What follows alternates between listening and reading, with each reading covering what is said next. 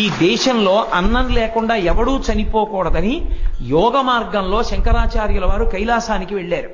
వెళ్ళి పార్వతీ పరమేశ్వరుడు ఇద్దరి దర్శనం చేసి స్తోత్రం చేశారు. పరమేశ్వరుడు సంతోషించి 5 శివలింగాల్ని బహూకరించాడు. 5 స్ఫటికలింగాలు, 5 లింగాల్ని బహూకరించాడు. ఆ 5 లింగాల్ని తీసుకొచ్చి శంకరాచార్యుల వారు 5 ప్రదేశాలలో ఉంచారు. అందులో ఒక శివలింగం కంచి కామకోటి పీఠాధిపతుల చేత ఆరాధింపబడుతుంది. ఆ శివలింగంగా ఈ బ్రహ్మాండమంతా ఎలా ఉంటుందని యజుర్వేదంలో చెప్పారో అలా చంద్రవంకతో ఉన్న శివుడి మీద చంద్రుడి నుంచి పడినటువంటి అమృతధారలతో తడుస్తూ ఉంటాడు. కాబట్టి తెచ్చిన 5 శివలింగాలకి చంద్రమౌళీశ్వరుడనే పేరు ఉన్నప్పటికీ కంచిలో కామకోటిలో పూజింపబడేటటువంటి శివలింగం యోగలింగం. 2వ లింగాన్ని శృంగేరిలో ఉంచారు. శృంగేరి మఠంలో ఉంది. శృంగేరి పీఠాధిపతులు ప్రతిరోజు సాయంకాలం అర్చన చేస్తారు.